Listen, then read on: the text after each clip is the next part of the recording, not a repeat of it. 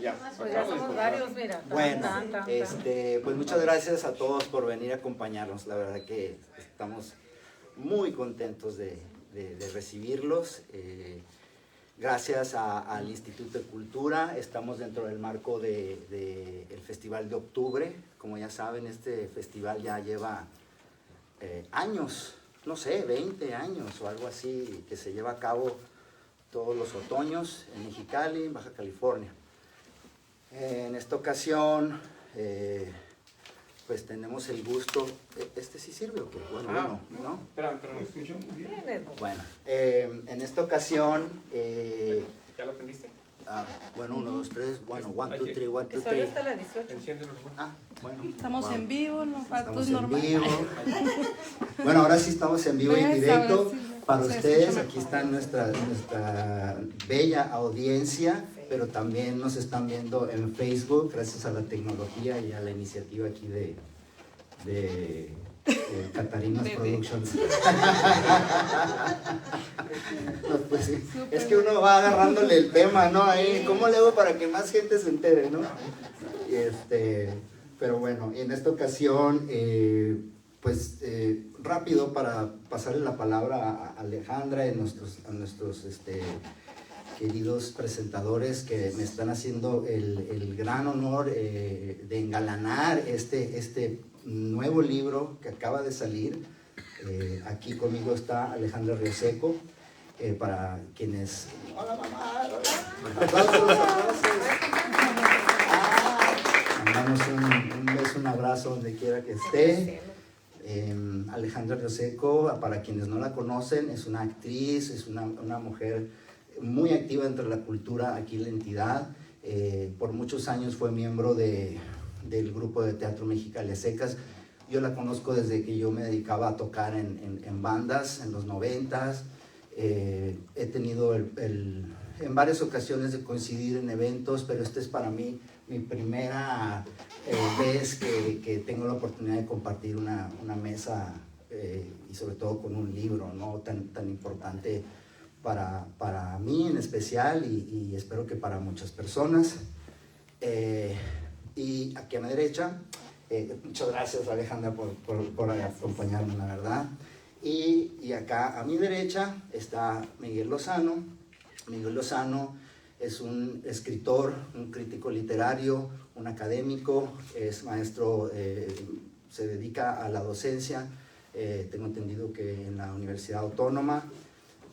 Tuve también el gran privilegio de compartir mesa el año pasado, precisamente, también en el Festival de Otoño, con la novela anterior, que era Voces de Anarquía. Y yo no lo conocía y me sorprendió mucho su participación ya estando en la mesa a quemarropa, que es lo más padre cuando en realidad pues no conoces a las personas que van a hacer una crítica de tu libro y están contigo en el momento, frente a la gente, estás escuchando y aprendes mucho. Yo tengo el recuerdo de algunas cosas que decía del libro, Voces de Anarquía, y haciendo un símil, una comparación con algunos escritores que hasta le tuve que decir cómo se llamaba el autor tal, y los apunté y luego fui y los leí y dije, sí se parecen a mí. Caray, wow, ¿no? Entonces te abre otro espectro ahí de posibilidades, como era uno de ellos, Roberto Bolaño. Ajá. Un autor muy importante, muy interesante, se los recomendamos. En fin, pues muchas gracias a todos los que están aquí. En esta ocasión estamos presentando lo que es mi tercera novela. Yo, para los que no saben, pues nos conocemos todos, tengo tiempo dedicándome a la escritura, pero para los que a lo mejor están ahí en las redes y no conocen mucho mi trabajo, yo soy de extracción, igual que Alejandra, del teatro. Desde muy jovencito, desde la preparatoria, ya saliendo de la preparatoria, todavía dedicándome a tocar, todavía en la agrupación, todavía en la banda Misa de Gallo, estábamos de gira en México y allá es donde descubrí el Gran Teatro. Voy a tratar de cerrar este preámbulo para luego pasar el micrófono. Nos vamos a una... Alejandra, en aquella época, era novia de Ángel Orzagaray. Creo, tengo entendido, eran los principios de los 90. Entonces, una de sus mejores amigas, Ana Lorena Moreno Garay, ella era nuestra manager. Llevábamos 2 años trabajando con ella y hizo un trabajo espectacular, porque de ser una banda chiquita de garage, terminamos en lo que es 1 año abriéndole a Maldita Vecindad, gira con el Tri, ni me acuerdo qué tantas bandas, La Loca, Seguridad Social, Tijuana, no, en fin, mucho festival, y sobre todo nos profesionalizó como banda, ¿no? Terminamos en una gira en México DF, y allá es donde la banda se desintegró. Pero ahí es donde yo descubrí el teatro. ¿Por qué? Y aquí es donde hago la conexión, porque antes de irnos a esa gira, Lorena nos invitó a ver una obra en donde Alejandra actuaba. Si mal no recuerdo, era El velorio de los mangos, creo. El velorio de los mangos, un montaje... En el 93. Una obra que yo le dije a Ángel cuando lo volví a ver después de muchos años, en el 2018, cuando vine, porque yo tuve una década que no podía cruzar a México por un problema migratorio. Cuando recién crucé es cuando volví a ver a Ángel, como dijo nuestra flamante alcaldesa en ese momento, Norma Bustamante, que ella era la que me estaba haciendo la presentación con lecturas de mi libro que se llama El Santuario. Fue el último libro que escribí de teatro y ella hizo la presentación y dijo: oye, Ángel sí te ha de querer, ¿y por qué? Pues porque bajó del Olimpo para venir a verte. Yo no lo invité, tú lo invitaste, yo no lo invité. Entonces llegó, y ahí es donde yo y Ángel volvimos a conectar, y ya en un último tramo de su vida estuvimos muy cerca, y sobre todo con un montaje muy interesante que tuve yo el gran privilegio de poder estar junto a ellos, ¿no? A Mexicali a secas. En fin, el caso es de que, regresándome al principio de los 90, cuando voy a México, yo ya había visto esa obra, El velorio de los mangos, no le entendí nada. Y en público, en el 2018, con Norma Bustamante, estando Ángel ahí, yo expliqué por qué es que yo había llegado al teatro, porque le digo, ahí en el público, es que no le entendí nada a tu obra. Nada. Entonces, a mí me hubiera gustado haberla entendido, pero todo el espectáculo, las luces, los sonidos, todo este artificio del teatro es de lo que me enamoré. Estando en México, se desbanda Misa de Gallo, y es cuando empiezo a ir que aquí está Cale con mi amigo querido Francisco. Y aquí está en la novela eso. Y aquí está en la novela esas anécdotas. Francisco no me va a dejar mentir, mi amigo Caleco, él y yo vivíamos allá en México. Él le tocó todo este momento donde yo empecé a estudiar dramaturgia. En fin, esa curiosidad que me dejó la obra donde estaba Alejandra, que era de Ángel en el 93, por allá, 92, 93, fue lo que me acercó al teatro. Y terminé haciéndome un dramaturgo. Tengo 3 libros de teatro. Llega la pandemia. Pasen, muchachos, están en su casa, adelante, por favor. Y llega la pandemia y pues teníamos un montaje, Ángel y yo, en Mexican Dream. Todo se detiene y tratamos de hacer que Ángel aceptara que lo hiciéramos por medio de redes sociales, pero él se opuso. Él dijo, no, nos podemos esperar 3 años hasta que pase la pandemia, y cómo son las paradojas de la vida, ¿no? ¿Quién iba a decir que se iba a ir? Y no pudimos hacer la obra durante esos 3 años. Y nos hablábamos tan seguido, porque pues yo empecé a escribir crónica narrativa. Y de repente saco mi primer libro, que es En Defensa Propia. Él la leyó, le encantó. Y luego saco Voces de Anarquía, y ya me hablaba, me decía, oye cabrón, ya párale. Y yo, ¿qué? Pues tienes diarrea creativa. Y esto también está aquí en la novela, en el anfiteatro. Y entonces, pues bueno, ahora ya estamos aquí con este libro y espero que algún día tengan el tiempo y la oportunidad de leerlo, porque realmente es un tributo a Ángel y a pues a una época, ¿no? A una era, en realidad, que tuve el privilegio también de vivir un poquito de ella. Entonces, con eso ya paso el micrófono a nuestra querida Alejandra Reseco. Todo tuyo. Muchas gracias. Pensé que yo iba a cerrar porque lo mío es menos académico, pero Como quieran. es más personal, ¿no? Yo estoy... Pero Por bueno, favor, empieza. Bueno, pues les voy a leer un texto que escribí para presentar esto y luego les voy a narrar un poco y platicar acerca de la trampa que me puso aquí. Pero pues yo, como soy bien dejada, aquí estoy. Entonces, el texto dice: un anfiteatro es, según Wikipedia, un lugar público de la civilización romana, utilizado para acoger espectáculos y juegos, como luchas de gladiadores o luchas de animales. El anfiteatro no es un teatro, es un espacio en donde suceden batallas, disputas, se escenifican luchas cruentas por la vida, por el honor o el deshonor y por la supervivencia. Esto hace Agustín en su novela.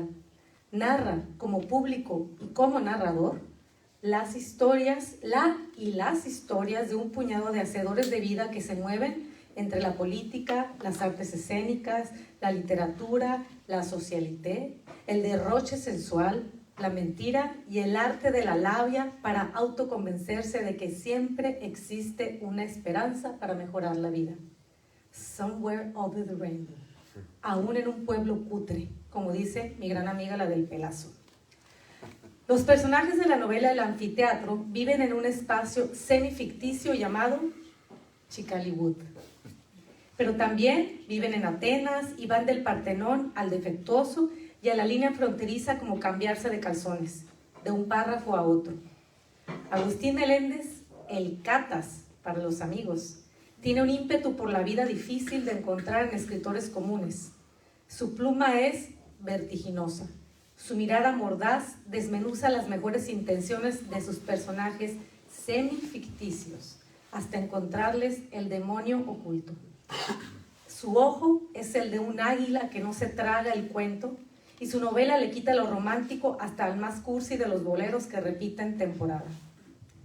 Al ir leyendo la novela, tuve que detenerme y regresar varias veces para ubicarme geográficamente en una Grecia antigua, pero no tanto, y en una ciudad fronteriza, polvorienta, imaginaria, pero no tanto, donde algunos personajes insignes, pero no tanto, deshojan la intrincada enramada de la lucha por el poder y el podercito y la consecuencia de obtenerlos, enlodarse los zapatos y el alma hasta que las huellas mismas que fueron dejando empiezan a perseguirlos. No más por no dejar, voy a citar algunos de los personajes que dan vida a esta saga interépocas, que como un western helénico, enfrenta siempre a los personajes principales con su antítesis, que en este caso que nos ocupa, no son sino meros reflejos de su mismo deseo de dejar de ser un, entrecomillado, don nadie en la vida. Y bueno, lo cito: Ptolomeo, Rómulo Contreras, la Terminator, que luego se convierte, pero no tanto, en la innombrable. Y seguimos con el Tuturi y el rey Matabichos y el maestro de ambos, que es el personaje central de esta saga western helénica, Álvaro Nortegaray. Sobra decir a quién nos referimos. Leer El anfiteatro me dejó una sensación de un franco subidón de algún estupefaciente, haciéndose en ocasiones necesarias la pausa y la relectura para acomodar la enorme cantidad de imágenes y de netas tiradas en un solo párrafo. Yo no ando en skateboard, y perdonen lo pocha, pero yo también nací en los algodonales bajo un sol abrasador. Pero sospecho que deslizarse en una patineta yendo en contra del viento, sintiendo el frío en la nariz y en las orejas, e ir viendo los paisajes como si se tratara de una vitrina en movimiento, ha de ser una sensación muy parecida. Como dice uno de los personajes de esta novela, Agustín Meléndez es una víctima de la imaginación y del relato. O sea, el anfiteatro como en la vida, todo es puro teatro. Wow.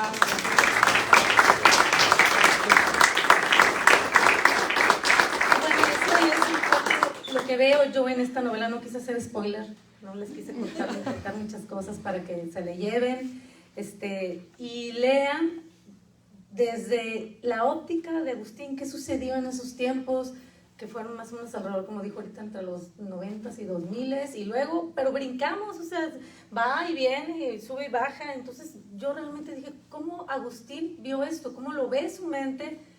Y te imaginé como en tu vida, arriba de una patineta, ¿no? Porque bueno, si vas en la patineta, brincas y de repente estabas en Pueblo Nuevo y ya estás en el, ¿cómo se llama? La Avenida de los Presidentes.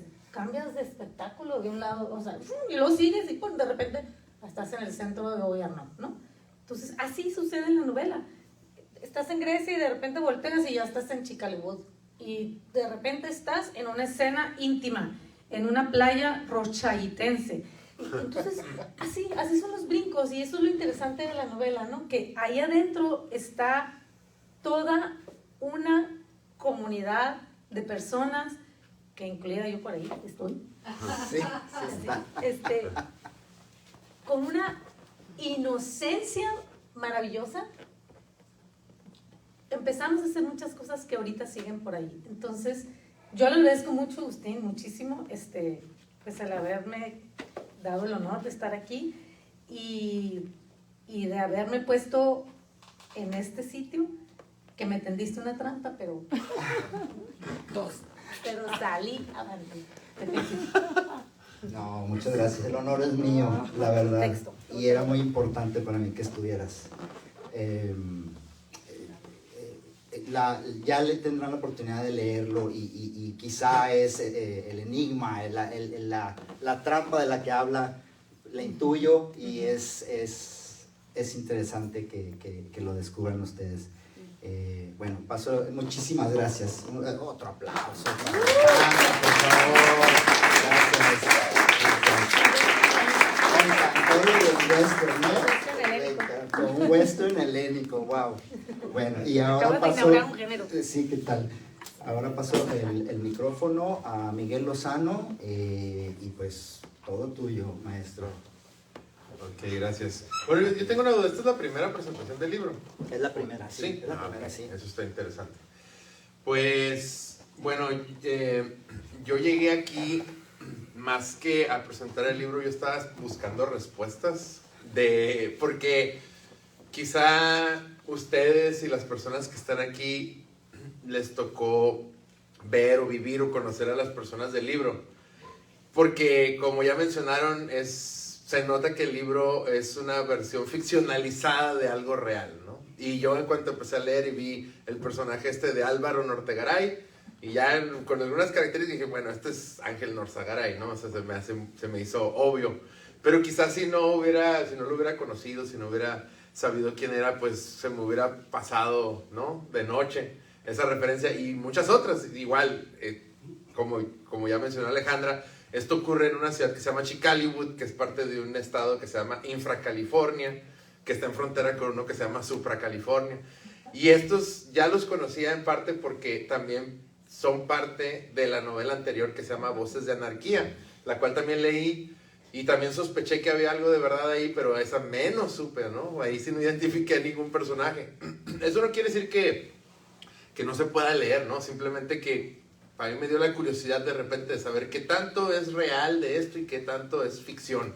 Y esas eran las respuestas que esperaba hoy, que creo que no voy a conseguir. Ya me di cuenta.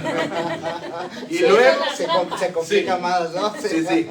Y luego también es muy interesante que el personaje principal, que ahorita se me fue el nombre, Rómulo Contreras, también escribió una novela que se llama En Defensa Propia, ¿no? Y también, pero en esta novela existen los personajes de Voces de Anarquía, ¿no? En el mismo mundo, la Pegamoide y los demás, que supongo que existe, ¿verdad? Pero entonces Uno de los personajes, aquí están sus familiares, es de esa época de los 80s, el punk rock, ¿no? Oh, sí. Ajá, O sea, entonces, es real y no. ajá, Sí. entonces yo, eso no, me quedó como, a ver, ¿qué es real y qué no? O sea, esa vez es un poquito frustrante para mí, pero, bueno, estaba pensando si leer o no la introducción, pero mejor prefiero platicarla, ¿no? Entonces yo, en la introducción del libro, comento que yo solo conocía a Ángel Norzagaray o hablé con él una vez nomás.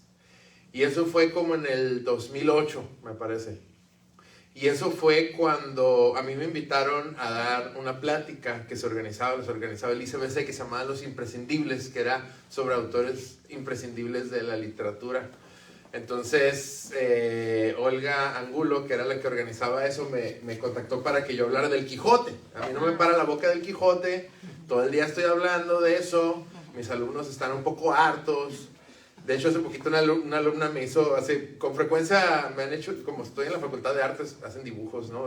Dibujan al profe, o sea, normalmente a veces los alumnos dibujan al profe, pero ya se imaginarán en la Facultad de Artes cuántas veces pasa. Entonces una alumna... ¿Cómo? Arriba del burro, con Sancho detrás. Me dibujó con el sombrero del Quijote, así como más o menos. Ajá, entonces me gustó mucho el dibujo, ¿no? Pero a lo que voy es que hablo mucho del Quijote. Entonces Olga Angulo me invitó a hablar sobre el Quijote en la conferencia. Y en ese mismo ciclo invitaron a Ángel a hablar sobre Shakespeare. Entonces, de repente alguien me dijo que Ángel quería hablar conmigo. Y yo, pero... ¡Qué miedo! ¿Qué hice? ¿No? ¿Qué hice? Pero entonces, lo que... Fui al Olimpo, como mencionan. Fui a su oficina aquí en la rectoría. Y resulta que quería hablar conmigo, como que estaba interesado en saber quién más le interesaba el Quijote, porque él era también, ahí me enteré, un súper fan del Quijote. De hecho, hizo su doctorado en el Quijote. Y yo estaba bien, yo, wow, ¿existe eso? ¿Cómo le hago, no? Para estudiar eso. Creo que ya estuve googleando cuando escribí esto y creo que ya se cerró ese programa del doctorado en Quijote. Pero me hubiera encantado estudiar eso, ¿no? Es que era un aniversario. Yo me imagino que esto se abrió por el 400 aniversario del Quijote. Ahora tiene sentido. Pero entonces cuando llegué a su oficina y hablamos, resulta que pude hablar del Quijote. O sea, es un libro que me gusta mucho, lo conozco muy bien y de repente es difícil encontrar gente con quien hablar, pero no, o sea, obviamente que a lo mejor todo el mundo tenemos referencias al Quijote, pero no, o sea, profundo. A ver, ¿por qué crees que el bachiller Sansón Carrasco hizo esto? ¿Por quién escribió esta parte? O sea, cosas así, ¿no? De repente y ya empezamos a hablar y... Nerds del Quijote. ¿Cómo? Eran nerds del Quijote. Sí, totalmente. Y yo digo, órale, está padre. Incluso me recomendó algunas, le pregunté de qué era su tesis, me recomendó unas novelas, las leí, una de ellas se convirtió en una de mis novelas favoritas. Galaor. Entonces... Sí, que lo dices en tu... lo digo ahí. Ajá. Sí, Galaor. Esa me encanta esa novela, ¿no? Entonces, fue la única vez que hablé con él. Entonces, cuando yo leo este libro, a mí me parece muy cervantino. ¿En qué sentido? Porque a mí, una de las cosas que me gusta mucho del Quijote y una de las cosas que me explotó la cabeza cuando lo leí por primera vez es que el Quijote no es un solo libro, son dos libros, ¿no? Uno se publicó en 1605 y el otro en 1615. Tienen 10 años de diferencia. De hecho, por leer este libro me empecé otra vez a clavar en eso. Entonces... Cuando Cervantes escribió la primera parte se hizo famosa, y se hizo tan famosa que alguien le escribió un fanfiction, le llamaríamos hoy, una segunda parte sin permiso de Cervantes. Y a Cervantes no le gustó eso para nada. De hecho, se especula que gracias a esa segunda parte falsa, Cervantes escribió su propia segunda parte como para tratar de eliminar y desmentir esa parte ficticia que por cierto está muy mal escrita, ¿no? Y ya incluso, y el autor, para colmo, la publicó anónimamente, ¿no? Se puso un seudónimo que era Alonso Fernández de Avellaneda, que no es su nombre real. Pero entonces durante años y siglos se especuló quién sería este Fernández de Avellaneda que escribió, porque Cervantes en el prólogo de su segundo Quijote le tira con todos, ¿no? Que empieza a decir un montón de cosas del tipo, y a lo largo de la novela Cervantes hace algo muy interesante, que es que cuando el Quijote vuelve a salir de su casa a tener más aventuras, porque en el primer libro regresó a su casa, en el segundo libro vuelve a salir a tener aventuras, mucha de la gente que se topa ya leyó el primer libro. Entonces ya lo reconocen, ya saben que es el Quijote. Se vuelven personajes, ¿no? Ajá, o sea, ya, los personajes de ese libro leyeron la primera parte y dicen, oh, es el Quijote, el del libro, qué padre, ¿no? Y ya le empiezan a seguir el rollo en su locura, ¿no? Entonces los demás empiezan a actuar como locos, y no es solo el Quijote. Y de hecho el Quijote empieza a actuar escéptico, empieza a actuar, ¿por qué? ¿Será verdad esto? No me la creo, ¿no? Está bien interesante eso. Entonces, no solo eso, sino que hay un punto donde Sancho Panza y el Quijote están como en un hostal y escuchan que en el cuarto de un lado alguien está hablando del Quijote y están como leyendo un libro. Entonces se acercan y ¿qué están leyendo? Ah, estamos leyendo la segunda parte de Don Quijote. Y entonces se examina el libro, ¿cómo que la segunda parte del Quijote? Y empiezan a leer y dicen, ¿qué? No, esto no es verdad, nunca pasó, esto nunca pasó. Empiezan empiezan a revisar, no, pues aquí dice que ustedes hicieron esto y que su esposa esto y dice Sancho Panza, no, así no se llama mi esposa y esto nunca lo hicimos. Empiezan a desmentir la segunda parte falsa, ¿no? Y dicen que, y pues ¿qué dice que hicimos? No, dicen que ustedes se fueron a Zaragoza. Pues nos vamos a ir a Barcelona para ir en contra de este autor. Entonces, dentro de esa segunda parte falsa existe y el Quijote la desmiente. Entonces Cervantes desde la primera parte lo hace, pero empieza a romper la barrera entre la ficción y la realidad, al grado que cuando yo leí el Quijote me empecé a preguntar, bueno, ¿esto pasó? ¿Qué está pasando aquí? ¿Esto es real o no? Y eso es lo mismo que sentí con el anfiteatro. Ese es mi punto. Cuando leí el anfiteatro, pues se habla de Álvaro Nortegaray y de repente se mencionan obras como la que se llama Un país llamado Infracalifornia, que yo dije, no, pues esta debe ser la de Una isla llamada California. Una isla llamada California, o la otra... Cartas desde la cárcel. Cartas desde la cárcel, esto debe ser Cartas al pie de un árbol. O sea, empiezas a como hacer las asociaciones, pero empiezas a leer muchas cosas que te quedas, bueno, ¿esto es real o qué? O sea, ¿esto pasó o no pasó? ¿Y este quién será? Porque algunos los, por ejemplo... Ay, a mí también me pasó. Tuturuti, dije, creo que sí, sé quién es. Pero de repente... ¿El rey Matabichos, a ver? ¿Cómo? El rey Matabichos. No tengo idea, no sé si... Sí, Claro. Isidro Gonzaga, a ver. No, o sea, muchos no sé, no supe. O sea, entonces te quedas con la duda, ¿este personaje existió? ¿Hizo esto que está diciendo aquí?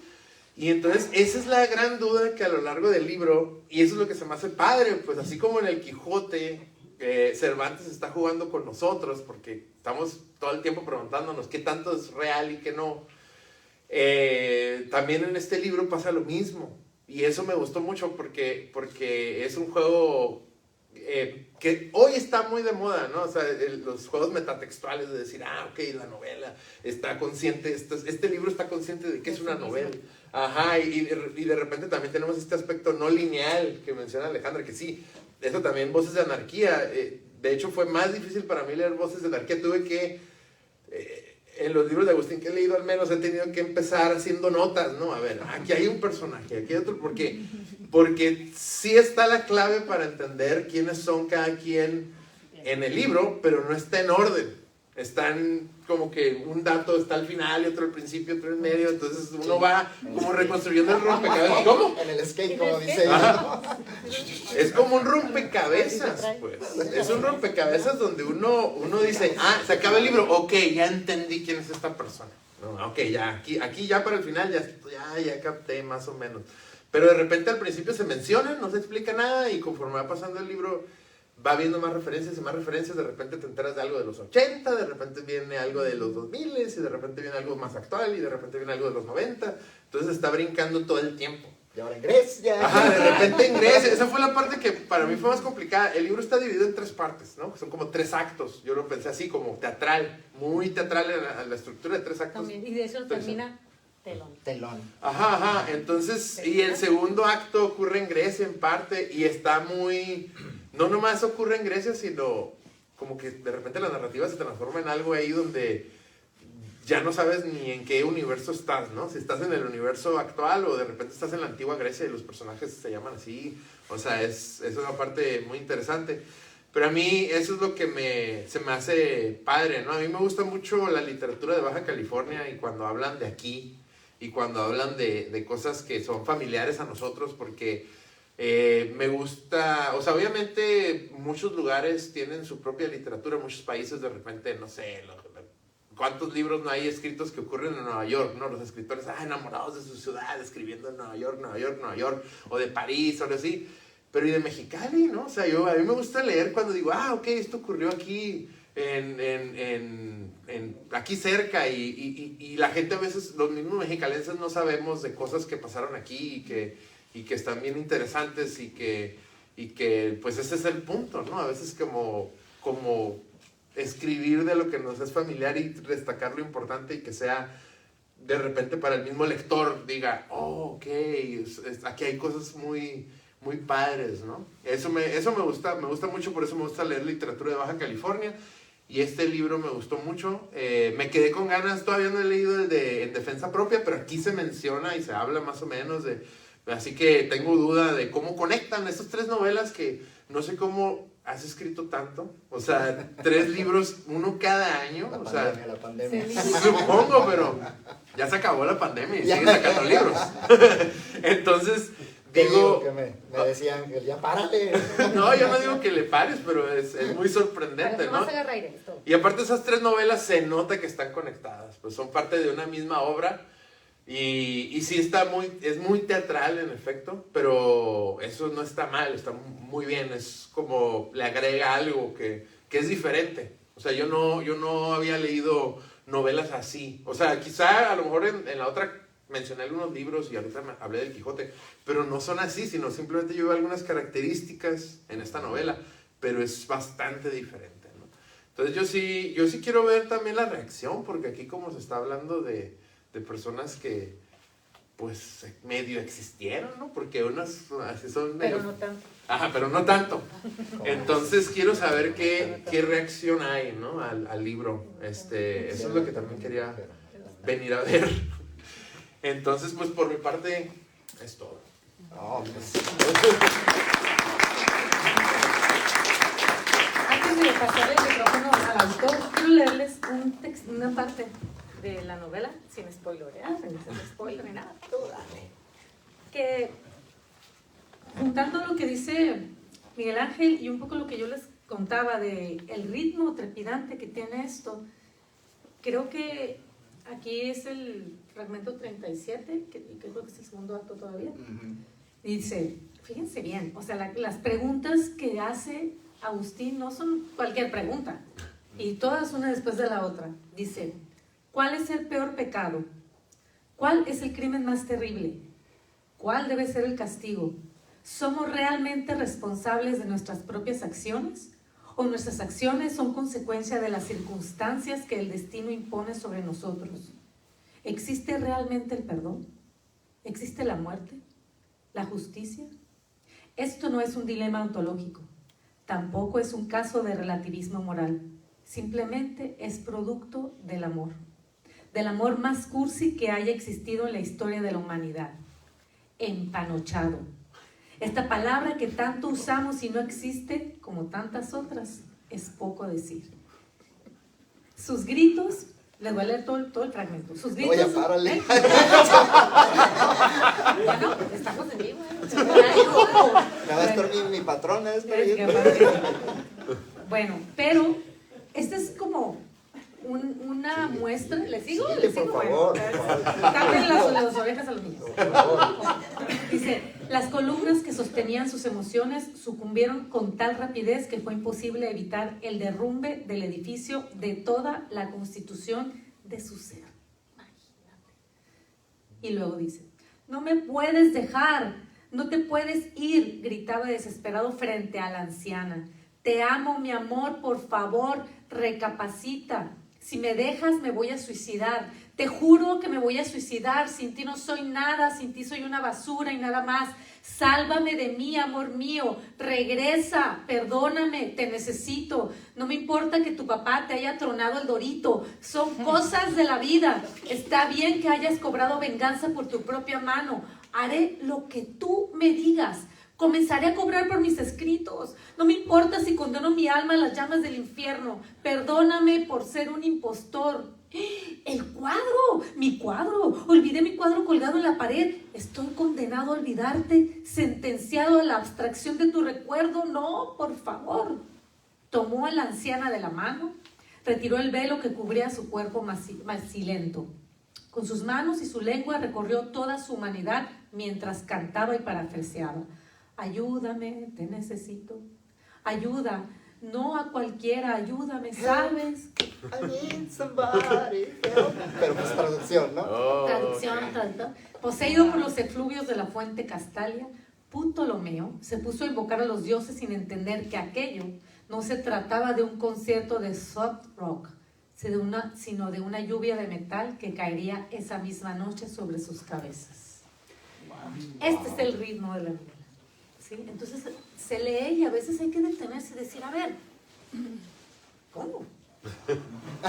¿Cuál de todas las preguntas contesto? O sea, cada una me lleva a hacer como una pregunta sobre la muerte, sobre el perdón, sobre la vida, sobre el sexo. ¿Cuál de todas a la vez? Entonces, hay que volverla a leer varias veces, ¿eh? No, gracias. Excelente. No, y luego, leído en la voz de una gran actriz, pues no. Nunca me imaginé que hubieras escogido esa parte en realidad, porque es una de las partes que están como detrás de lo principal, digamos, ¿no? Esta es bueno, pues ya me arranco, ¿no? Para ya también dejarlos y no aburrirlos tanto, pero sí, siento que es una novela. Número uno, lo que quería decir es también aprovechando en memoria de Ángel, que por cierto me dijeron que van a poner aquí un altar en su honor, todavía no se cumple un año de su muerte. Duele su ausencia, es duro, deja un vacío y este es un aporte, es solamente un aporte mínimo, chiquito a su recuerdo. Voces de Anarquía, la novela anterior, que si no han tenido la oportunidad de leerlo, se lo recomiendo que la lean primero. Es como dice Miguel, es como que complicado porque va y viene y así, pero es importante para entender el contexto de esta otra novela. Eso en los 80s y los personajes como que transitan, vienen para acá en esta. En aquella, Voces de Anarquía, ya Ángel me habló porque la leyó cuando todavía no estaba publicada y me dijo, es que tú no sabes, o sea, tú no estás escribiendo narrativa, güey, tú estás escribiendo teatro. O sea, tú lo que no entiendes es que según tú, y aquí también me burlo de mí mismo, de la carrilla que él me hacía siempre, de, ¿qué onda, cabrón? ¿Ya te retiraste del teatro? Todavía ni empiezas, apenas te monté una obra, y ya, o sea, ¿te crees narrador? Cuando tuve la oportunidad de verlo, ya muy enfermito, en el teatro en Tijuana, que le hicieron un homenaje, de hecho, para abrir el festival, en noviembre del año pasado, creo. Yo iba acompañado, pero no quise acercarme, porque era el homenaje para Ángel. Estaba ahí la crema y la nata de la política, el teatro, estaba lleno a reventar, y luego aparte era la inauguración del festival y pusieron películas de él y todo. Era un momento muy emotivo y yo me sentí, pues la verdad, yo siempre me he sentido realmente en el teatro baja californiano, en todo el teatro en realidad. Soy una persona que desde fuera ha estado viendo lo que ha ocurrido, ¿no? Siempre desde hace muchos años, cuando empecé con mi primera obra, que por cierto tú la leíste y con Ángel en aquella época, Los Prensistas, me acuerdo, era como el 92 por allá, era un ejercicio que yo hice muy chiquitito. Nunca participé en las compañías activo, ¿no? Pero pues era un dramaturgo y él me invitaba y anduve por ahí deambulando, entraba y salía. Pero en esa ocasión, por lo mismo, como que, pues no, ya vámonos, le digo a la persona con la que venía, no, vámonos mejor, luego lo veo. Pero el destino fue de que para subirnos al carro, Como él estaba en una silla de ruedas, lo sacaron por la puerta lateral. La rampa. Y cuando se abre, voy caminando con esta persona, se abre la puerta lateral y lo primero que veo son los piecitos de él, porque iba saliendo, pues era el primero, lo iban empujando. Y volteo y le digo, no manches, o sea, ahí no lo vamos a topar. Y así nos topamos de frente. Y el punch de esta anécdota es de que cuando me ve, pues yo medio chiviado, porque andaba todo el mundo alrededor de él, así, ¿no? Sí, todo el entourage, así como se pueden imaginar. Él paró, me vio, y lo primero que dijo, ¿qué onda, cabrón? ¿Cuándo vas a...? Volteó y le dijo a su compadre, este güey se cree narrador ahora. Y voltea, y yo quedé, güey, como que la chica, sigues con el mismo, desde el 2000 con En Defensa Propia, Voces de Anarquía, y todavía te encuentro, y luego, ¿sabes? Se cree narrador, y todos pues no entendieron el chiste, pero Serrano, Daniel, su compadre, que es Daniel Serrucho en la novela, voltea y le dice, compadre, no se preocupe, compadre, luego lo arreglamos. Como diciendo, luego regresa al teatro, ¿no? Ajá. Entonces, Ángel, cuando sale lo de Voces de Anarquía, cuando la leyó, dijo, la vamos a montar. La vamos a montar. Esta no es una novela, esta es una obra de teatro, está re cabrona. Vamos a seguir y vamos a continuar porque él diseñó la poética de la basura con el Mexican Dream. O sea, eran las cosas, las ocurrencias de él. O sea, como no había dinero, o sea, no le íbamos a meter dinero a la producción, pues, y como los migrantes de Mexican Dream andan ahí desde la frontera sur, Guatemala, yendo hacia Tijuana, y pues, ¿sabes qué? Bajo la poética de la basura, vamos a montar esta obra. Y yo dice, pues, ¿cuál es la poética de la basura, no? O sea, la filosofía detrás de la idea del montaje, pues nada, que pues lo íbamos a hacer con una pinche mesa y ya, ¿no? O sea, que ya, y hasta ahí. Y con el carrito. Y con el carrito, y, o sea, muy minimalista, muy simplista. O sea, estaba la basura trash, y ahí conecto con el trasher de la patineta, ¿no? Que sí me lo dijeron algunas personas, sí lo alcanzaron a leer. Y vamos a continuar Voces de Anarquía con la poética de la basura. Y vamos a hacer un montaje como Trainspotting. Una película, wow, que cuando salió, 90s, por allá, 96, cambió toda la panorámica del cine actual en ese momento. Ya estaba Tarantino y todo, pero esto era otra cosa. Se les recomiendo si no lo han visto. Es una película muy difícil de digerir. Sí. Y él lo vio así. Y lo quiero hacer, pero en grande, cabrón. En grande. Y empezó a mover. Ángel, yo todavía no termino la novela, cabrón. Voy a la mitad. Porque le mandaba los capítulos. Y que sigue. Y ya estaba pensando en el montaje. Me empezaron a llegar las llamadas. Felipe, y los otros, cabrón, que vamos a montar otra obra tuya. No, es una novela.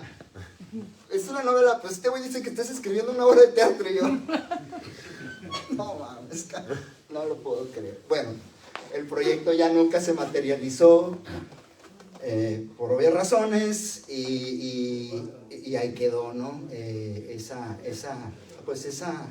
intención que estaba ahí. Entonces, conecto con el tema que dice Miguel. Yo tengo 3 libros de teatro, he escrito como una veintena de obras. Soy dramaturgo, que me hice narrador porque así fue. Estábamos en el 18, yo andaba con lo de mi libro de teatro El Santuario, fui a una feria de libro en Michoacán. Y mi amigo que me invitó a la feria es un novelista michoacano. ¿Tú lo conoces, Carlos Rubalcaba? Ah, es tu primo Carlos, ¿verdad? Sí. Carlos Rubalcaba, es un gran escritor michoacano, que yo tuve el gusto de trabajar con él en Telemundo en Los Ángeles por años. Y luego él se retira, se regresa a Michoacán y se dedica solamente a escribir.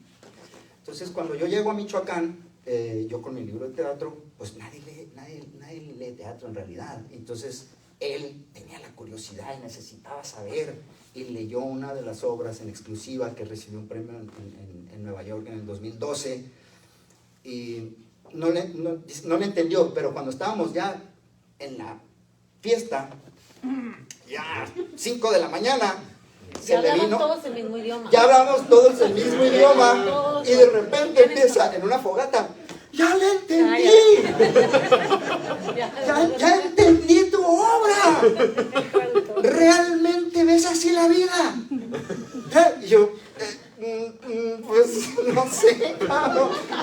Y le empieza a contar a toda la gente, poetas, escritores, todos que estaban allí. Y pues fue muy interesante ese momento. Entonces ya después, en la cruda, al día siguiente, ¿no? El menudo, etc. Él me contó que él ya no trabajaba con editoriales, que él tenía ya mucho tipo, él creo que es premio Alfaguara o el Herralde, él recibió un premio muy importante en la vida. Sí, o sea, literario en España, cuando empezaba ese momento en los 60s, él recibió uno de sus premios. Por ejemplo, pues bueno, de esa escuela salieron tantos, ¿no? Fue un momento que él estuvo ahí, pero ya estaba como enfadado de las editoriales, y entonces él empezó a publicar sus propios libros. Y yo dije, ay caray, yo tengo 3 libros de teatro, fue una editorial bastante prominente, importante, escenología, y pues es como que difícil, ¿no? Publicas, no te llegan las regalías, no se distribuye, pues yo quiero también, ¿no? Entonces fue él el que me dejó el gusanito. Entonces, cuando empecé en la pandemia a escribir Voces de Anarquía, yo intenté anteriormente escribir una obra de teatro que hablara sobre el movimiento punk rock aquí en Mexicali, en los 80. Aquí está Lenny, mi amigo, y otros amigos míos que anduvimos ahí tocando en aquella época. Y lo intenté, y según yo empecé a escribir una novela sobre esa época, les estoy hablando como en el 16-17, y no, terminó siendo una obra de teatro. Se llama Cavernas Club y está incluida en ese El Santuario. También hablo del niño ahí, porque para mí el niño, su hermano, siempre fue una figura muy, demasiado, más grande de lo que realmente era, ¿no? Es como un ícono. Y ahí también lo pongo, y está muy interesante, pero se convirtió en teatro. O sea, fracasé en mi intento de ser narrador. Pasaron los años y una vez más dije, ahora lo voy a hacer. Y lo hice, y es Voces de Anarquía. Y luego viene Ángel y dice, no, güey, o sea, tú estás escribiendo teatro. Y es lo que dice Miguel, o sea, se siente ahí la mano del dramaturgo. Y bueno, ya para cerrar, les cuento que esto fue algo muy rápido. Al maestro Norzagaray, pues lo despedimos en diciembre del año pasado, fue algo rápido en realidad. Quizá el 27 por ahí de diciembre llegó la noticia lamentable. Ya para el 28-29 ya estábamos diciéndole adiós en una misa aquí en la iglesia, aquí por la Reforma. El lunes siguiente se me manifiesta en sueños, creo que te lo platiqué. Sí. ¿Y cuál fue el sueño? El sueño fue, estábamos en una obra de teatro, yo creo que era de hecho Voces de Anarquía, porque era el final de la obra y estaban los personajes punks tocando, y es una canción que yo tengo que se llama Ángeles, o sea, Ángeles Asesinos.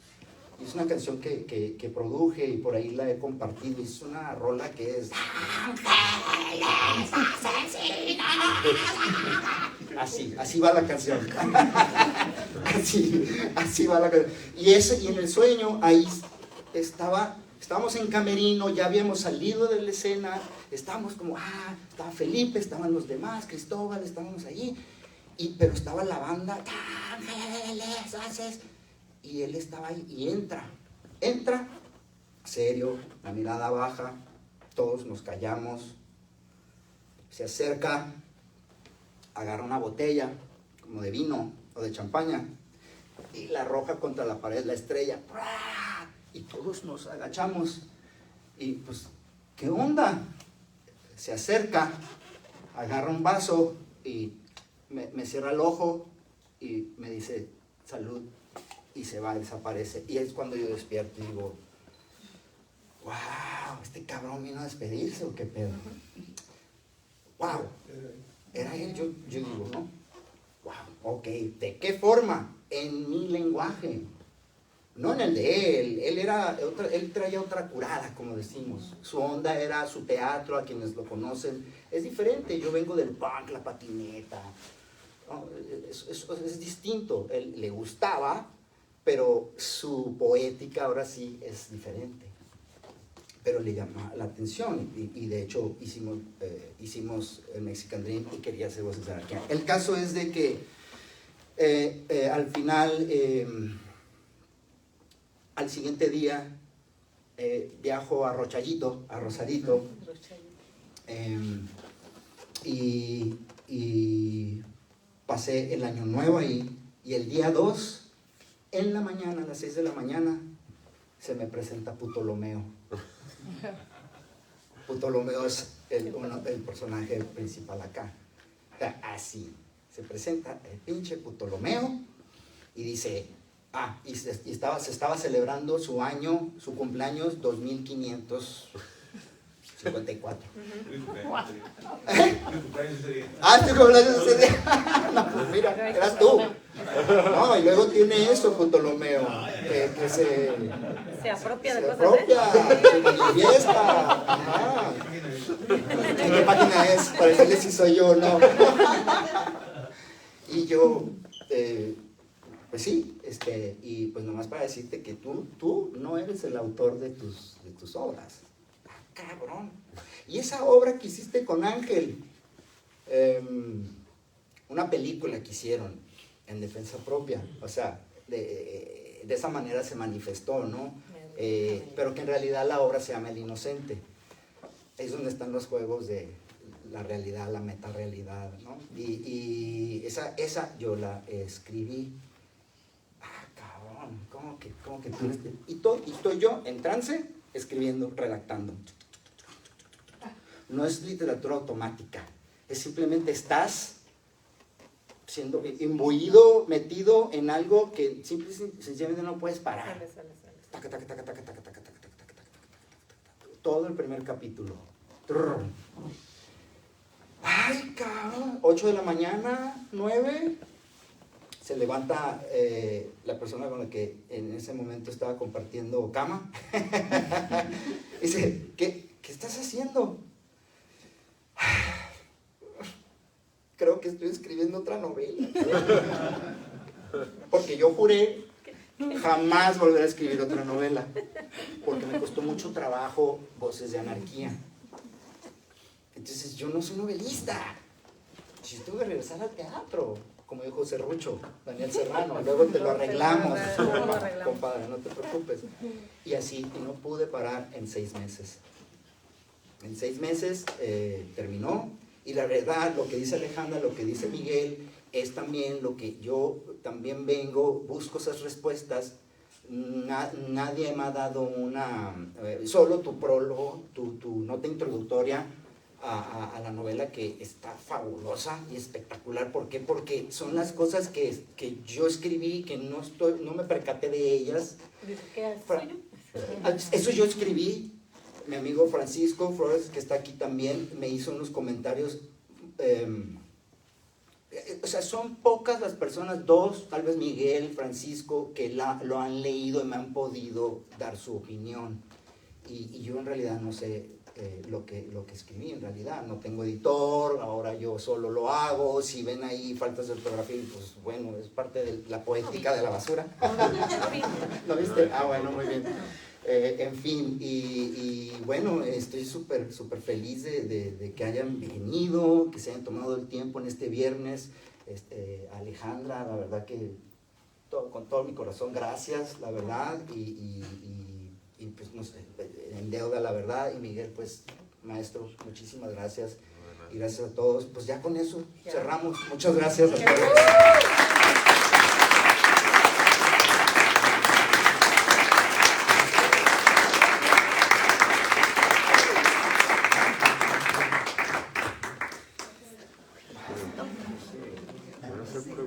¿Quieren alguna duda, alguna pregunta, alguna inquietud? De una vez aprovechamos, ¿sí? Ok. Me gustaría que leyeras algún fragmento que a ti en personal te gusta del libro. Ok, Alejandra, bueno, ok, veamos, a ver. De hecho, le decía a Alejandra antes de llegar, siempre en las presentaciones escribo algo que voy a decir. Son 7 hojas. O sea, no los voy a matar en el Oscar. No, exacto, no los voy a aniquilar con esas palabras. La novela, otra cosa, y perdónenme si me extiendo, pero es que es una novela muy corta, pero tiene muchas otras aristas. La cuestión política. Esa cuestión política está ahí presente desde las otras novelas, desde las otras 2 y desde que arranca esta. ¿Qué es lo que sucede? Que la obra, la trama, así rápidamente, la trama, la historia, si la hacen película o no sé qué, no, en términos prácticos para contar una historia, que es, el amigo está en coma y lo comisiona a través de los sueños para que lo ayude a rescatar una obra que está desaparecida. Esa obra desaparecida es lo que le da nombre a la compañía de teatro con la cual se hacen muy famosos. Pero no es una compañía convencional, es una compañía anarquista, es una compañía contestataria. Es algo de los sesgos que tenía Ángel también, porque él era un rebelde, pero no era como en el punk rock, la protesta frontal en donde muera el gobierno y muera el PRI, ¿no? Él era otro nivel de poeta. Yo soy otro tipo de poeta. Entonces el caso es de que esa novela que desaparece fue vetada por el Estado y fueron perseguidas, la compañía de teatro fue perseguida por el Estado y los desaparecen. Todos mueren. Entonces los personajes que evoca y de los cuales estaba comentando Alejandra, sí, o sea, son construcciones de personas que sí existieron. O sea, Rosa Avis es por ejemplo nuestra Rosamelia que falleció. Isidro González es por ejemplo Pedro Gonzaga. Isidro Gonzaga es Pedro González, que es el famoso Santo Claus que ustedes se acuerdan, ¿no? De él. Era un actor, una barba blanca, muy conocido aquí, ¿lo recuerdan? Él era parte del grupo Mexicali Secas también, hizo tantos montajes, sí, maestro que ya falleció. Todos han muerto. Está Falo Tamayo, es Ramón Tamayo, que era también un incondicional de Ángel, un gran artista. Y así, están otros. Luego el Gámez, ¿no? También está ahí Ricardo, que acaba de fallecer. O sea, todos mueren, pero en la ficción es un enigma, no sabemos qué pasó. Y todo tiene que ver con ese montaje de esa obra de teatro que causó conmoción en la clase política y decidieron vetarla, censurarla y pasan cosas y Álvaro Nortegaray termina en la cárcel por una bomba que ponen en el teatro, porque Ángel también tenía esa fama, que hay mitos, es en la realidad, hay mitos que Ángel también había hablado a ciertos montajes, era cabrón. Hay una bomba en el teatro, hacían travesuras, eran cabrones. Entonces yo en mi imaginación pues lo paso a mi mundo y es una para decir otras cosas, ¿no? puedo leer un poquito de eso para más o menos el contexto. Verán.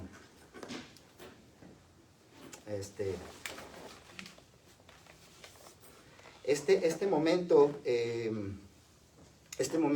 es cuando el escritor acaba de conocer a Ptolomeo. Están en un hotel de Rochallito y él está con su pareja y él está tratando de escribir algo que en los sueños fue Nortegaray quien le dijo: necesito que me ayudes a escribir esta obra, a reconstruirla como un filólogo, como un Indiana Jones. Haz lo que tengas que hacer para reconstruir ese texto. Entonces, en este momento es cuando el personaje, Rómulo Contreras, conoce al personaje Ptolomeo, que viene de la antigua Grecia, 2500 años, ¿no? Y se le presenta y le dice: tú no eres el autor de tus obras, no sé, pero... Entonces le dice muchas cosas. Entonces cuando llega al cuarto con los cafés y le está contando a su pareja lo que acaba de vivir en el café. Entonces dice, le explica, ¿no? Le dice: la obra Un país llamado Infracalifornia. Esto es lo que me dijo este pinche loco, es lo que me acaba de decir. No mames, güey. O sea, es un pinche loco. No mames. ¿Y qué te dijo? ¿Qué te dijo? Pues entre otras cosas, que la obra Un país llamado Infracalifornia desapareció porque Álvaro rompió el más importante de los preceptos délficos con su infinita fatuidad. Su ibris, su gran soberbia, afectó la unidad, el compañerismo, la fuerza y la salud de los violentos ojetes contra el estúpido sistema. El acrónimo son voces. Así se llamaba la compañía de teatro. Voces, ¿no? En la ficción. Los violentos ojetes contra el estúpido sistema. Y es por eso que ahora su legado corre el peligro de ser condenado al olvido. Los poderes del mal se adueñaron de ellos y su maldición revistió las paredes de los salones de ensayo de la Universidad Autónoma de Infracalifornia, donde fue la cuna de la compañía en la década de los 80. Los demonios fueron liberados de sus jaulas para penetrar en lo más sagrado del grupo, aprovecharon la baja energía que existía en sus corazones, dejando que los rencores, los pleitos y las discusiones entre amigos, entre colegas, corrompieran las barricadas y escudos del bien para apoderarse de todos ellos. La llama del grupo teatral se mantuvo viva de milagro por más de 3 décadas con las nuevas generaciones de artistas que pisaron sus tablas con inyecciones de sangre nueva. Sin embargo, los rayos del ocaso están cada vez más cerca de desaparecer en la oscuridad de la noche eterna. Pero tú, Rómulo, o sea, Ptolomeo hablándole, pero tú, Rómulo, el escritor, tienes la oportunidad de cambiar el curso de la historia ayudándolo a reconstruir la obra perdida. Y reacciona la pareja de Contreras, ¿no? Del escritor. ¡Wow! Reaccionó ella viéndome a los ojos. ¡Yo quiero conocer a este vato!, dijo saltando de emoción. Ha de ser un escritor famoso que quiere pasar desapercibido. ¡Qué imaginación tan prodigiosa! Así deberías de escribir tú, mi amor. Tú nomás te haces pendejo con el café. Llevas meses sin poder escribir una sola palabra. Este cabrón es tu salvador. Un ángel de la guardia que fue enviado del más allá para entregarte el mensaje de los dioses. Dile que te dé unas clases de escritura. Está todavía en la cafetería. Voy a buscarlo. Me lo merecía, dice Contreras, me lo merecía. Lo que ocurrió a continuación puso la lápida sobre el cadáver de nuestra relación. Bueno, es como comienza hasta ahí, para que le agarren el saborcito. Y bueno, la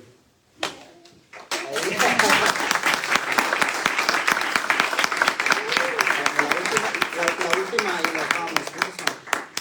Ya nos pasamos. Ok, bueno, sí. Hola. Bueno, buenas noches. Buenas noches, ¿cómo estás?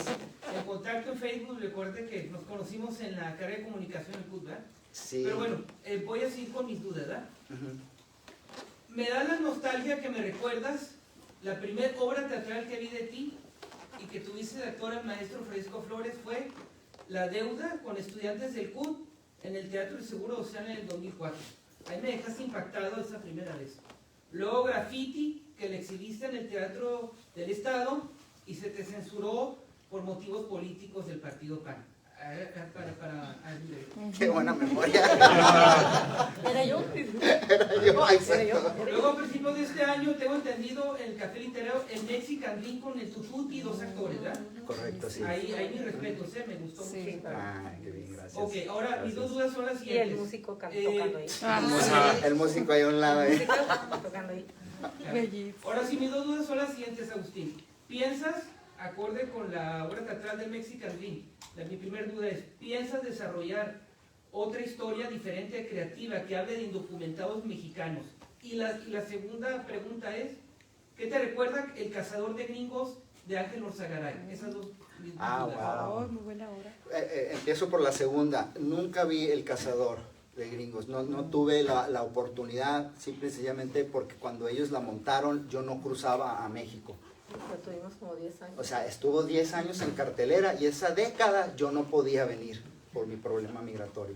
Entonces, tengo entendido que no la han vuelto a poner, pero me la contaron, sé de lo que es, se me hace muy importante y creo que Daniel Serrano es uno de nuestros más importantes dramaturgos actuales, trabajando y haciendo la talacha. Yo a Daniel lo conozco de mucho tiempo cuando empezábamos en los talleres de teatro con Vicente Leñero y otros tantos, hace mucho tiempo. ¿O Vicente Leñas o cómo? Vicente Leñas está aquí, todo eso está aquí, todo eso está aquí. Es que es un libro chiquito, pero tiene mucho. Y por el tema pues migratorio, ¿no? Pero no la vi, no conozco el texto.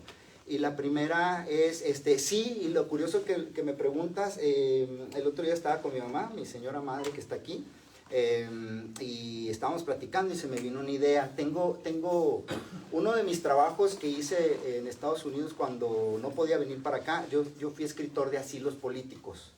O sea, sí, me pagaban para yo desarrollar las historias supuestamente verdaderos, los testimonios supuestos verdaderos de migrantes que estaban en proceso de deportación, para que fueran agregados al caso migratorio, a su expediente, para que cuando fueran ante el juez a pedir perdón, pues les creyera la carta que yo había escrito. Y todas eran novelas. Ajá. Unas novelas que no creo que les pudieron negar. O sea, sí, o sea, hoy en día creo que está tan presente en el colectivo este tema de la migración, hoy más que nunca, y viene desde Trump hasta el día de hoy. Los asilos políticos son bien raros. México no tiene un acuerdo, es uno de los pocos países que no tiene un acuerdo bilateral con Estados Unidos para aceptar asilos políticos. Es dificilísimo que te den un asilo político cuando eres mexicano. Salvadoreños, colombianos, etcétera, que vienen de otro contexto político, por persecución política, etcétera, sí, pero el mexicano no. Entonces yo tenía que inventar las historias. Entonces venía, por ejemplo, un vato y me decía, pues es que fuiste víctima pues mi carnal, estábamos jugando béisbol y con el bat pues me pegó y aquí tengo una cicatriz no hay pedo. Víctima del cartel Jalisco Quinta Generación, cuando ibas bajando del barranco y que no sé qué, y les escribía todas las historias. Y me pagaban para eso. Entonces, bien pagado. Y hice un friego. Haces llorar a los jueces. Sí. No, y luego era de que mañana es ¿no? Me urge una carta. Y ahí estaba yo. Bueno. Entonces, siempre quise escribir esa historia y tengo años pensando en escribirla, mucho antes de que empezara, que me conocía Ángel, que me creyera yo un novelista. Y el otro día estando con mi mamá, algo comentó mi mamá y se me vino. Dije, ya la vi y es la que sigue. Pero va a ser novela. Pero si estuviera Ángel aquí, a ver si no se me aparece en la noche, me jala para que me sienta, es novela, no es novela. Pues muchas gracias, gracias Edith.